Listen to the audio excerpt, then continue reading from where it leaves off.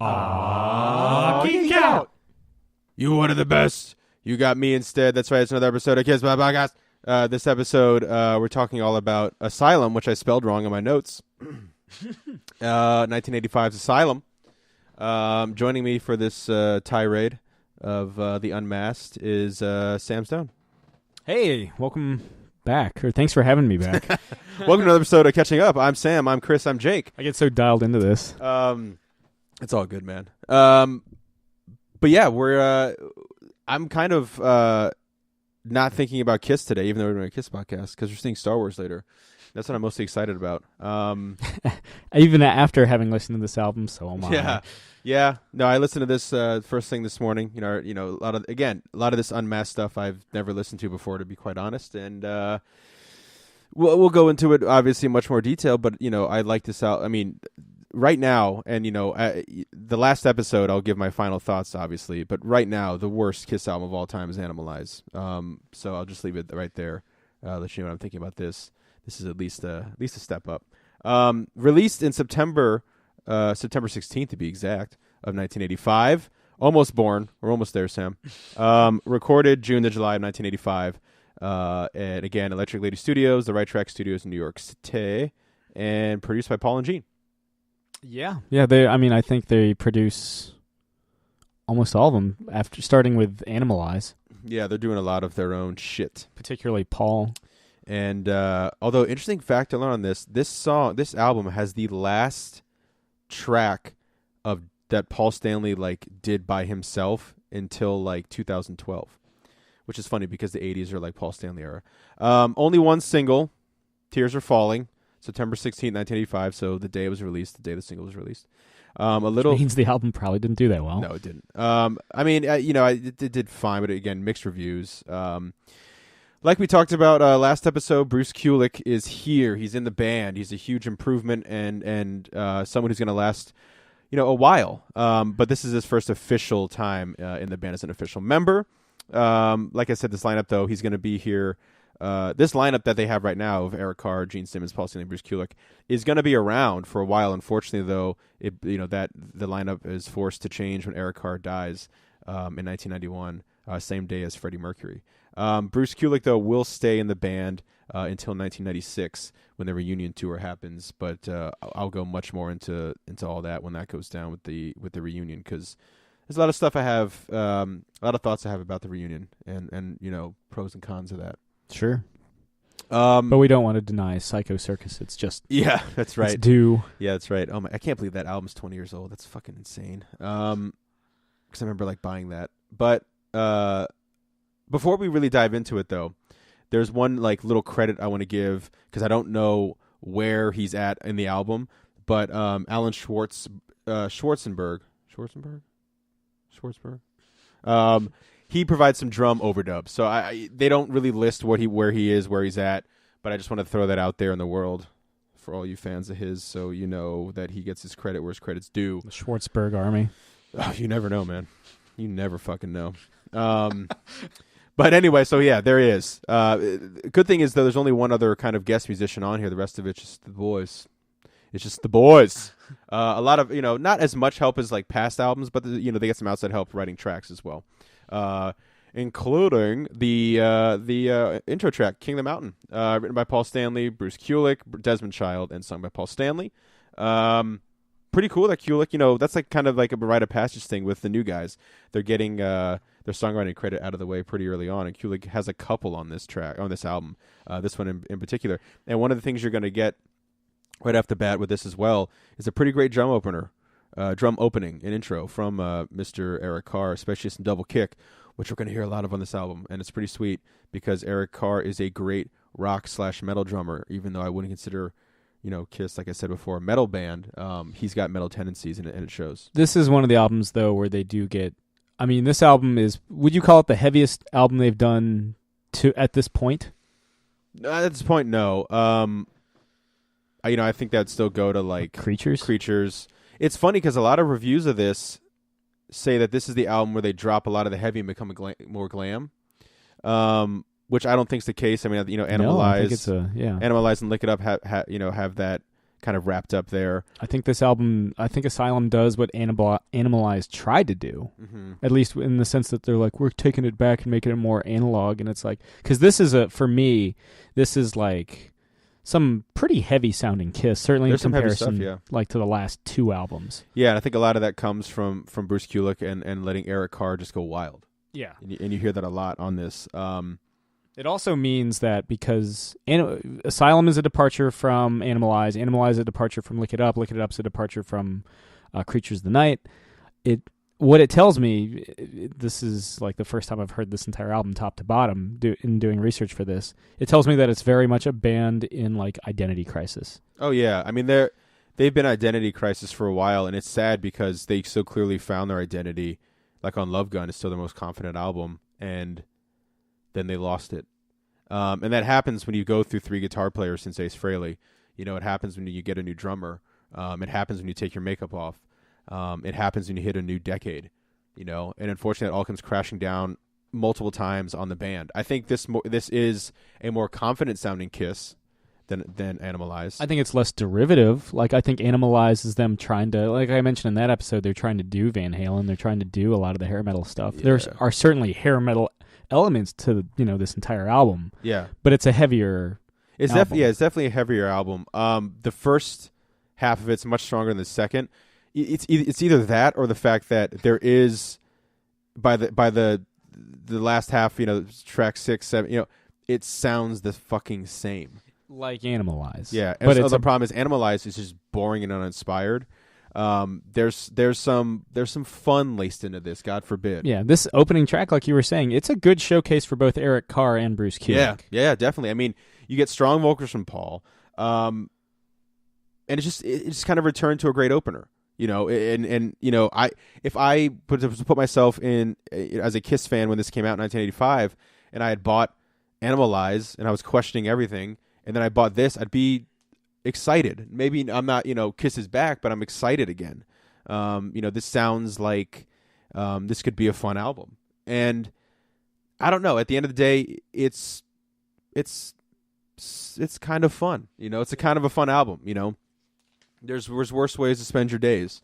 And we've done a couple on this episode, on this podcast. But no, pretty solid album, or pretty solid album opener. Again, Desmond Child is a big songwriting kind of legend, and he helps with it. And Bruce Kulick, I think so much of the biggest difference between, and I don't want to pick on Mark St. John, especially because he's passed away, but I think Bruce Kulick coming in really shook things up, and really helped, and really becomes truly one of the great Kiss members of all time. Well, is he in the band longer than Ace?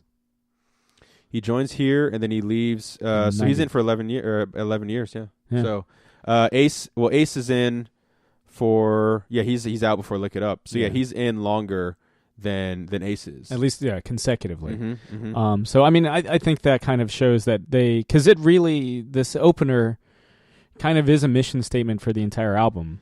Yeah, and I think it shows he fits in. The chorus is starting to correct because, like Sam said, Bruce is in the band for over a decade, and so they clearly found the guy they wanted, and they worked with Bob Kulick before, obviously, multiple times, and Bruce a little bit on Animalize. So I think this is a start of them kind of, getting to say, we still got some albums to go, but getting to Revenge, being the peak. Unfortunately, Eric Carr is not at the band at the time. They have a little tribute and a little jam to him on there, but we'll get there, down the line. Anyway you slice it is the next track. Written by Gene Simmons and Howard Rice. Unfortunately, I could not find any information about Howard Rice. So, written by Gene Simmons, or sung by Gene Simmons as well. You're going to hear a lot of different things, a lot of the same things said over and over again on this podcast, but I think some solid opening riffage. I fucking solid opening riffage. But like I said, by this point, I had already decided I liked it more than Animalize. Yeah. By track 2. Though I do, I mean, and I think I said on the last episode, I actually like the album opener to Animalize quite a bit. Yeah, it's fine. It's the best that album gets. Mm-hmm. And then it just quickly becomes a law of diminishing returns. Whereas Asylum, yeah, it starts to bleed together after like song 3 or 4, but at least it's a good bleed. Mm-hmm. You know what you get in this track, which is really cool, which you like don't really hear in like a lot of Kiss, are the big fat pinch harmonics from Bruce Kulick, which are pretty sweet, and which is weird. Like I remember my buddies and I were obsessed with pinch harmonics, you know, and like Zakk Wylde being like the guy that has the fattest pinch harmonics you'll ever hear. Like they're the point of hilarity. And everybody I know would play it with their thumb and the pick. You know, you literally pinch the string, go wop wop wop. For some reason, I do it with my with the pick, and I do it with my pinky. And so I kind of hit it all at once. I don't know, it's kind of weird. And then Dimebag would have a very distinct pinch harmonic. You could tell Dimebag's pinch harmonics from anybody else's, and Zakk Wylde's because they're fucking hilarious. They're so huge, which is cool to hear. I always dig a good pinch harmonic, and you get some really cool bluesy outro from this, from Gene and the whole band. There's a great little moment when it's just Gene and Eric Carr, kind of like the boom boom cha, you know, just like the drums and the vocals, and the band comes rushing back in. You get the chanting vocals, but they sound better. You know, they just sound just fuller, not as like in a warehouse recording shit. But so it sounds good, you know. And again, they're already they're tracking a lot better on this album so far. I will say the album cover is weird though. Like that was one I remember seeing as a little kid and being like, all right, you know, better than Animalize, I guess. Hey, at least Bruce Kulick gets his face on his first official album cover. That's pretty sweet. Yeah. Although he's on some, I can't remember now. He's on reissues of Lick It Up, and it's just like, yeah, you didn't play on this, buddy. Yeah. But whatever. Who really cares? The Bruce Kulick Army. The Bruce Kulick Army. There's some Bruce Kulick. It's cool. Recently, Tommy Thayer had been posting some stuff. Him and Bruce Kulick have been hanging out, which is kind of cool.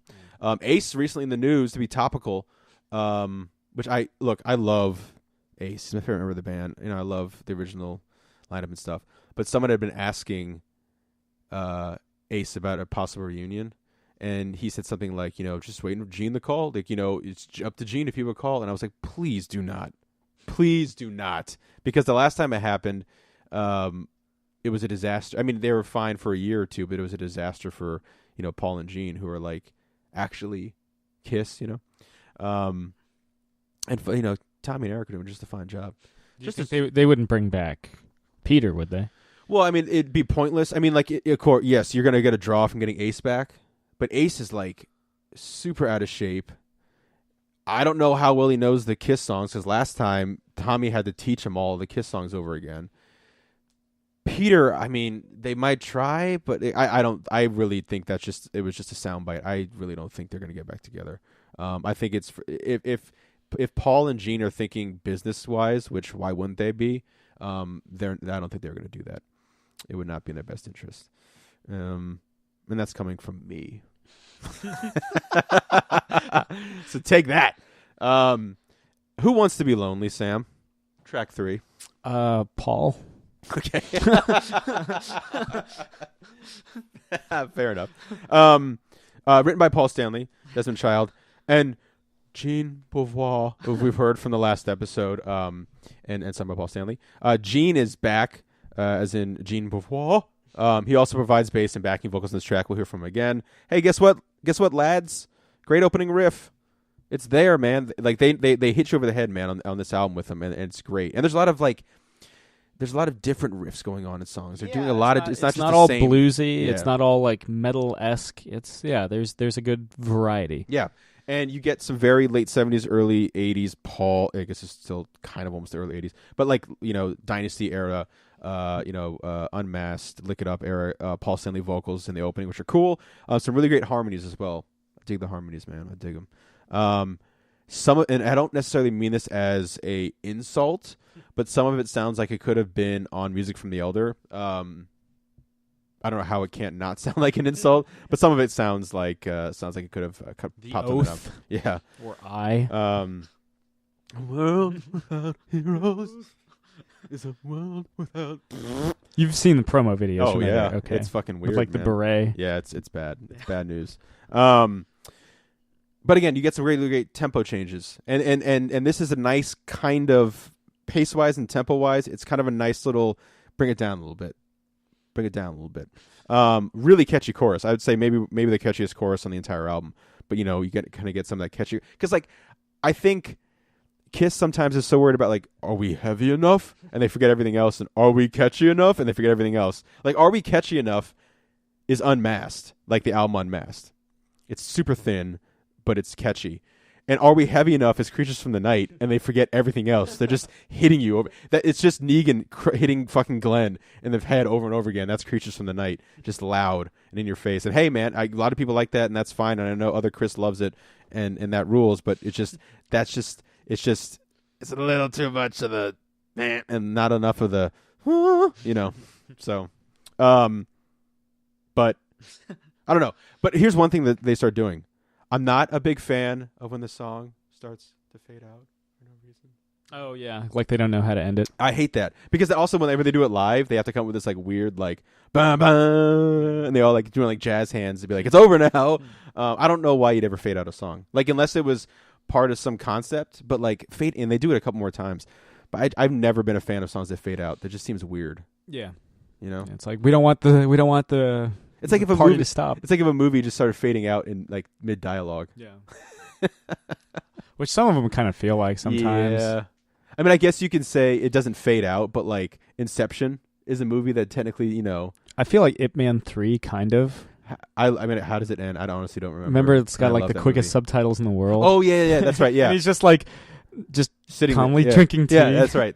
Yeah. You're That's like, such a good there's movie. more, right? Oh, there. Okay. Yeah. Dude, how much ass is he gonna kick in Star Wars? We'll let them know on Wednesday's episode. I mean, there has to be like, obviously there's no like technically like I guess Felicity Jones is the star, but like there's no like this is but Donnie Yen is like one of the biggest guys around. They have to give him like an extended like fight scene fighting some stormtroopers. Oh, I feel like he's kind of got one in the trailer. Yeah, like that's got to be like the beginning of one or end of one or like that's his intro. Yeah. And then he turns, he's like, he's fucking blind. And you're like, oh yeah. There's that one scene where she's like, we've got hope, and like all of her crew are like, yeah, and Donnie Yen, like blind Donnie Yen's like, like he just like tasted chocolate for the first time. Oh yeah. Well, there's that scene in the trailer where he's like, it can't do it over a podcast really, but he like smacks that one guy, it's twirls, smacks the other, and it's like, and you're like, oh yes. And then it's Forrest Whitaker going, oh. What does he say? I can't remember now. And he's just like, no, don't forget the dream. Yeah. Whatever that line is. Whenever I think of Forrest Whitaker, until I see this movie, I'm just going to think of his like pointless Cajun accent in Arrival. Oh yeah, that comes and goes. I'm Colonel Weber, Colonel J.T. Weber. And they have arriving.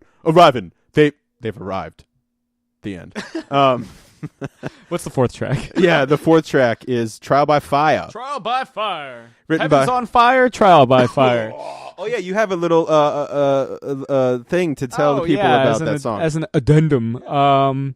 So if you may have recalled last week when we were talking about the animal, and that is the album Animalize. Yeah. The lead single off that is Heaven's on Fire, 1984.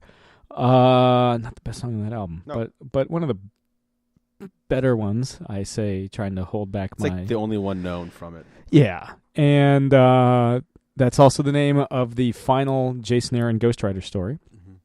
And so we postulate on that episode: is it like, did he get the name of that story from the Kiss song?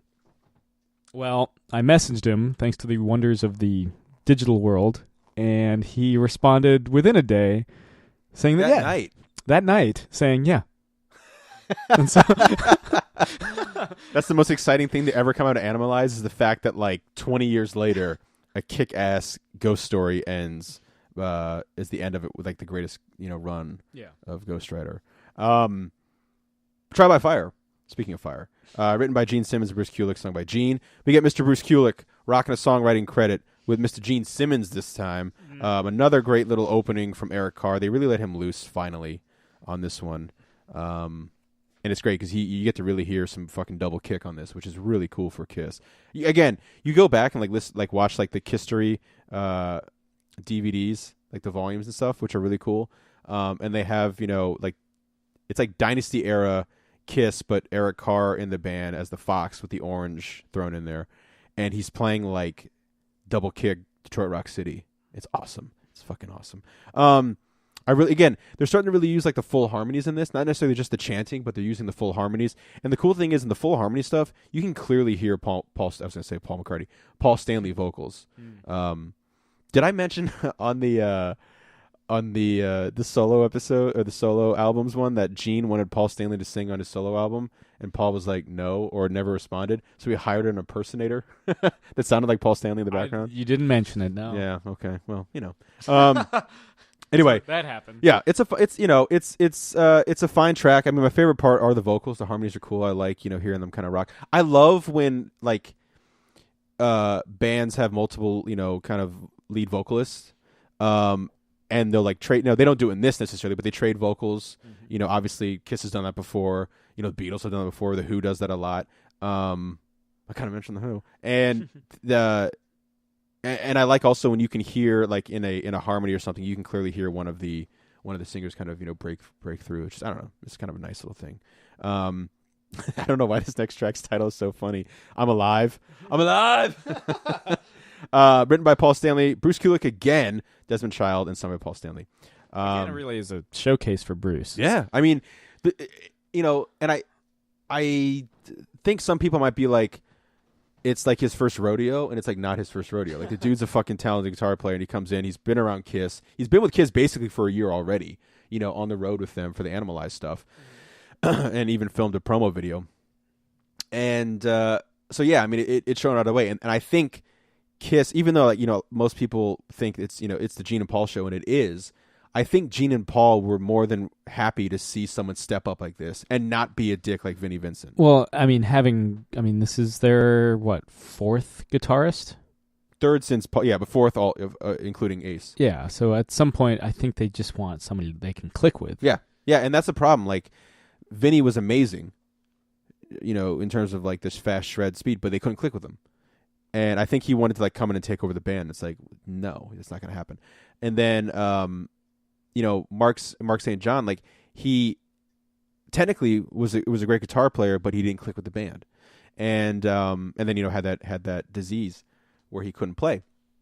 And so I think there was kind of this like collective sigh of relief when Bruce Kulick stepped through there, because they were like, we finally found somebody who fits that. He can play and shred, but also has, this great melody and great ear and great mind to write songs as well. And a super nice guy from everything I've seen in interviews and stuff, like a really nice dude. And again, until Ace came back and added some more years to his tenure, at the time, the longest running guitar player in Kiss. You do get from Bruce, though, some really great thrashy stuff in this. Some really great alternate picking stuff, some real big stuff. I think this is probably my favorite track on the album. I think a lot of that comes from the double kick stuff or double bass stuff from Eric Carr. The whole band just sounds like they are fucking on fire on this one. Just a real solid rock and roll track. They're really jamming. The chanting vocals are there, but they use them to the max. Paul is doing his really super strong vocal stuff.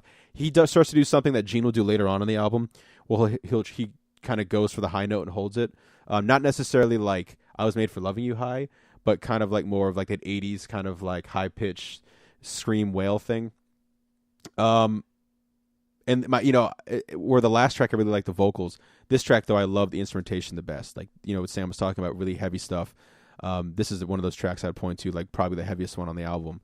And they sound like they're having fun again. I think for Paul and Gene, it really started to become like this job, and it's like, oh, we got to put another album, we got to keep face, we got to be this band, and I think they're starting to really have fun again. And again, it all we said a million times. Eric Carr helped in the beginning as a fan favorite and is a great guy, and I think Bruce Kulick coming in really helped as well, because it shows the songs on this, even though they're not Kiss classics, none of these songs are really played live anymore. But you're gonna be able, you hear a difference from this in Animalize, because there's something going on here. There's something interesting happening in the songs, even if it's not the whole song. There's at least something interesting happening. That was my biggest problem with Animalize. It's just a flat line the whole album, really. Minus a couple things here or there. But yeah, anything else you want to add about I'm Alive, Samuel? I mean, it's a rip roaring track. It's great. Like Animalize, even songs like Tears Are Falling, there are no soft ballad songs on this album. So No. they all move at a pretty decent clip, this Yeah. one included. It's a quick album too. Yeah. You know, it feels and moves really quick. Love's a Deadly Weapon. Also not a ballad, despite the name. No. Sung by Gene Simmons, but written by Paul and Gene, and Rod Swenson and West Beach. Those two guys are from the band the Plasmatics with Wendy O. Williams fame, the infamous Wendy O. Williams. And Rod was co-founded it with Wendy, and then Wes was in the band as well. Some really super slick, fast leads from Bruce on this one. Some real shredding for all you shredder fans out there, all you noodling fans out there. Except it's not noodling, it's shredding. But it's this though is the beginning where I was talking about where it's starting to become kind of okay, but what else have you got kind of thing, and it's just starting to sound the same, like the first half of the album all over again. Again, this song works, it rocks, it rolls, whatever. You get great drum work from Eric as well. But it ends really strong. I love Gene does this really kind of like, he kind of one-ups Paul in the screaming factor in this one. And he holds his scream along with Bruce's final note, which almost is like feedback, and it just kind of like rings through the rest of the song. And it's one of my favorite little moments on the album. So it ends strong. But again, this is where it's starting for me to sound kind of, okay, you know, like Sam said, maybe we could have used a ballad in here somewhere. Yeah, just to break up the monotony. I think that, again, like Animalize, it all kind of bleeds together after a while. But this is a better, like I said, a better bleed than... Better bleed, yeah. You're like, it's not that bad. Yeah. As you're bleeding out. Tears Are Falling, as Sam mentioned earlier, and I said at the top of the episode, is the only single. And again, it's solo Paul. I mean, Paul wrote and Paul sung. Paul Stanley. He also plays bass on this one. Funny enough, like, this is like one of the worst songs in the album. Yeah, it's really not memorable at all. It kind of just rolls around. Like, it sounds like what you guess would think would be a single for like 80s era Kiss. It is the closest to having the ballad type tempo to it. Yes. I wouldn't call it a ballad, but it has the tempo and kind of sound to it. The video played a lot, because I guess they had like they were like, you know, you could call in and request videos, and it like for months they were requesting this video over and over and over again, and they finally had to put in the rule like, look, the song has to be a couple weeks old. We can't fucking have Tears Falling anymore from Kiss. And I'm sure there's about a lot of other tracks, you know, that people were requesting. It's like, what was it, the Bum song from Tom Green? Didn't that like play on TRL for like ever? Probably. Yeah, and they kept requesting it, and they're like, all right, they had to retire it. Yeah. That seems like forever ago, man. TRL, holy shit. Yeah, Total Request Live. Now he's on Good Morning America. Carson? Yeah. Huh. I think he had a picture. Who did he have a picture with recently? I thought it was like Kiss or Metallica or something. Like he was at something, like, you know, they were doing their press, and he was like, you know, whatever. I used to be engaged to Tara Reid. Yeah. Oh man, he probably misses the early 2000s so much, man. Oh, that was like glory days. And then he had Last Call with Carson? Yep. Where like it was like an actual like late night show, and then it became literally Last Call, like a bar. Where they sit at a bar for like 30 minutes. Yeah. You know, whatever. I mean, he's still around. You know, he'll be like Regis Philbin for us. Like, we'll be like in our 80s, and he's still there. And he's like, I've been doing this for 50, 60 years. Yeah. Or he's like a robot. I guess Carson Daly, I think he does like New Year's Eve stuff. Him and Seacrest, I think. Yeah. Okay. Well, you know, good for Carson, I guess. I remember watching TRL back in the day. Secretly Cruel, track number 8, written by Gene, sung by Gene. You get some really cool feedbackage from the beginning of it, which I dig. And you get not the return of, because he never really left, but you get Sleazy Gene. Oh. And in my notes it says Sleazy Gene, yes, bitch. I like the vocals, some really cool harmonies, some really cool chants, some call and response stuff, which I like, which is fun. But as my note says here, it just says fine. You know, again, it's just, you know, we've heard, okay, you guys got the explosion back, but what else? You know, and they don't have anything else for the second half of the album. It's fine, it's well produced, it's well played, but you know, like I said, maybe they really could have used a ballad or just something else. You know, I don't know. There's just something missing. An electronic interlude. Yeah. a spoken word section from Gene Simmons. Radar for Love. With terrible title. Although it's not the worst title. The worst one. The next one. Yes, bitch. Radar for Love. Written by Paul Stanley and Desmond Child, sung by Paul Stanley. You get a weird opening where Paul's like, and then like the song kicks in, and I'm like, is that edgy? I don't know what that is. It makes it seem more urgent, more raw. But it does. It kicks into some big riffs. And this song does inject a little life back into the album. In my opinion. But not enough. Not enough. Just a little bit. You get, again, big time vocals. Very 80s. Gene and Paul, they love the higher notes in this album. They're really trying to go for the higher notes, which is cool. I like it, man. I'm a fan of falsetto stuff. Bruce is, rocking the flashy leads again on this track. And I'll take double bass Eric every day of the week. And I love there's a really, after the kind of like lightning fast solo from Bruce, I love there's a really cool little lick that he does that you never hear the rest of the song, kind of just like a little outro for the solo and then back into the song, which is cool. I like those like kind of little moments too. But the last track, Friends. It's called All Night. All Night is the last track. Written by Paul Stanley, Desmond Child, and Beauvoir, and Paul Stanley sings it. And Beauvoir is back on backing vocals. Gets the writing credit again and on bass. But what a title. What a fucking title, man.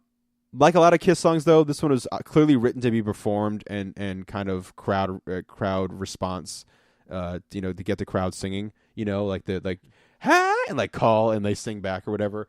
Not up there with the pantheon of, shout it out loud or shout it out loud. But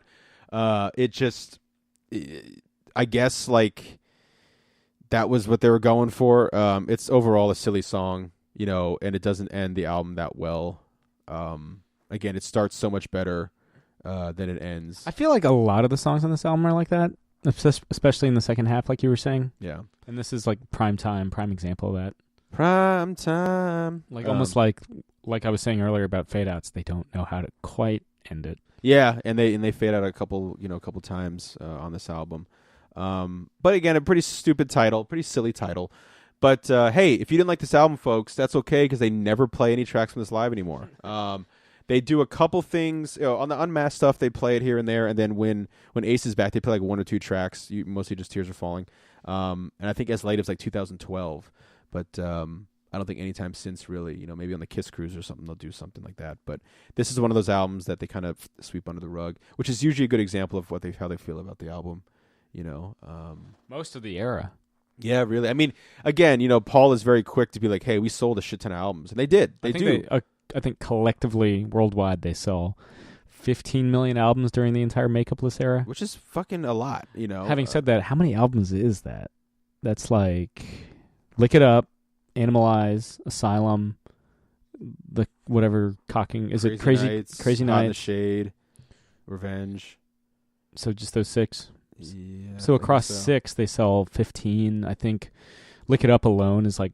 We'll Look It Up, sort of the big ones. Yeah. I mean, and I think Revenge was kind of like what really closes the decade. Kind of as a return to form. How many times can we say return to form? But like it's true. Like they're reinventing themselves because they have to, because it's not working. Yeah. And then they kind of realize, oh wait, we had it all along. And of course, that's how we'll end basically this podcast once it's all said and done. But closing thoughts: the No Spin Zone. Wise up. We'll do it live. Fuck it. The album is a vast improvement on Animalize, though. Yes. Like I said, up to this point might be my least favorite Kiss album of all time. But I'll say the declaration for the end of this podcast. Yeah, we still got to get through Crazy Nights, Hot in the Shade. Yeah. But the riffs are bigger, the vocals are bigger, the tempos are faster, and that's what the album really does best. At the end of the day, it's loud, it's fast, and and most important, I think, at the end of the day for Kiss and for Kiss fans, it sounds like the band's having at least a little bit of fun. Their heart's back in it. Their heart's starting to get back in it. Maybe they knew that we'd be recording this tonight. There's a new Star Wars coming out. I don't know. They're like they'll have fun. The band though seems really to benefit again, like we said, from having Bruce in the band. like I said, which is good because he's around for a while, and he's going to make some really great contributions to Kiss. And overall, like I said, not a terrible album. Yeah. Not great. Nope. No, not great. But not terrible. No. And we could sure use it after Animalize. We sure can. We sure can. Do you have anything else for the kids, Sam? Do I have anything else for the kids that won't get me banned in several states? Let's see. It's, again, I think it's a very heavy, medley, more metal album than we had heard from Kiss in quite some time, at least several years. They top it during the Make Up Bliss era. Mm-hmm. We'll certainly get there. And obviously with Bruce Kulick, who serves out the rest of it. As an aside, because I don't feel like I don't think I'm on the Psycho Circus episode, but why do, when Ace and Peter inevitably leave the band again, mm-hmm. why don't they pick up Bruce again? Why do they go with Tommy and Eric Singer? Eric Singer, because Eric Singer is the guy they pick up, and so Eric Singer was the guy before, the band, and they're like, oh, Eric was solid. I think the big thing is because Tommy, Tommy, can you hear me? It must have been a fucking nightmare to be a kid named Tommy in the late 60s.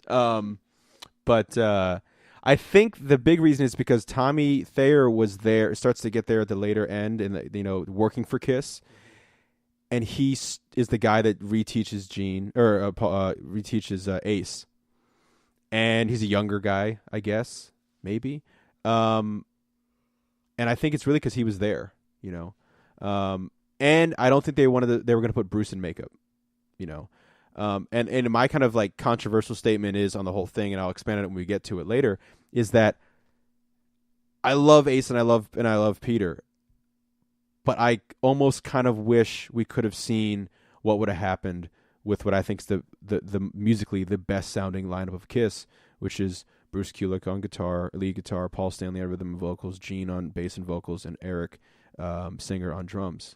The proof is in the pudding in that unplugged set. They sound amazing, and I think they were leading to something different. Like you listen to Revenge or the fucking track that's escaping after it, the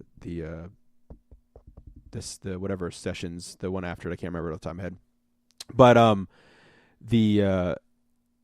you listen to those and they were going for like a grungy rock vibe that we never got because they went back to the past. And of course, I loved it. Everyone loved it.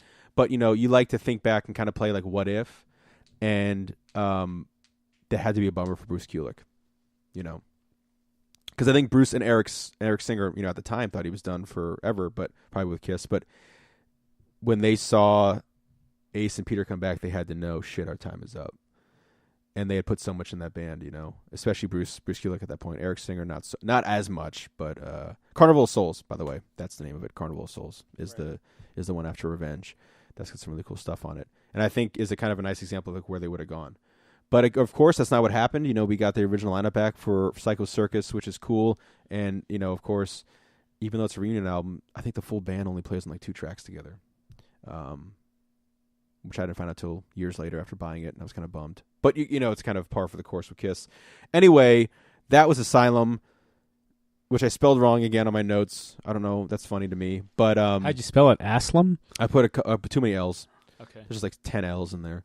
I was like, why is there a red squiggly? I spelled it right. There's just L's everywhere. Asylum. But yeah, that's it, folks. Remember to rock all night and party every day. Yeah. Bye. This has been another Geek Out production. If you enjoyed what you heard, hey, we've got a new commentary every Monday. We've got a special episode every Friday. Of course, there's the usual catching up show every Wednesday. And you get book club episodes just about every Tuesday these days. Thanks for listening.